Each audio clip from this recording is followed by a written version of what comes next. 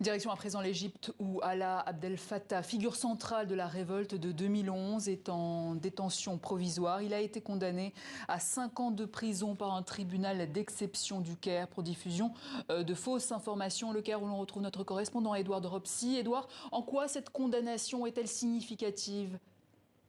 Oui, bonjour. Alors effectivement, hein, en s'attaquant à une des icônes de la révolution qui est Alaa Abdel Fattah, mais également en condamnant Mohamed Bakar, un avocat défenseur des droits humains, et Mohamed Oxygène, un blogueur, le régime militaire a voulu frapper fort. Alaa Abdel Fattah a lui donc été condamné à 5 ans de prison pour diffusion de fausses nouvelles, vous l'avez dit, qui est une des dispositions de la loi antiterroriste. Il avait été arrêté en 2019, seulement quelques mois après sa libération, après déjà 5 ans en prison pour avoir participé à une marche de protestation. Il avait relayé donc un tweet condamnant les conditions de détention des détenus égyptiens. Et ces conditions de détention, effectivement, il les connaît très bien.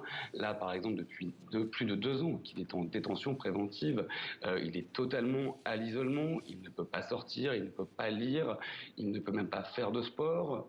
Ses avocats qui assuraient sa défense n'ont pas eu accès aux pièces du dossier et il ne peut pas non plus faire appel de cette décision de justice car nous sommes ici dans une cour de justice d'urgence. Donc pour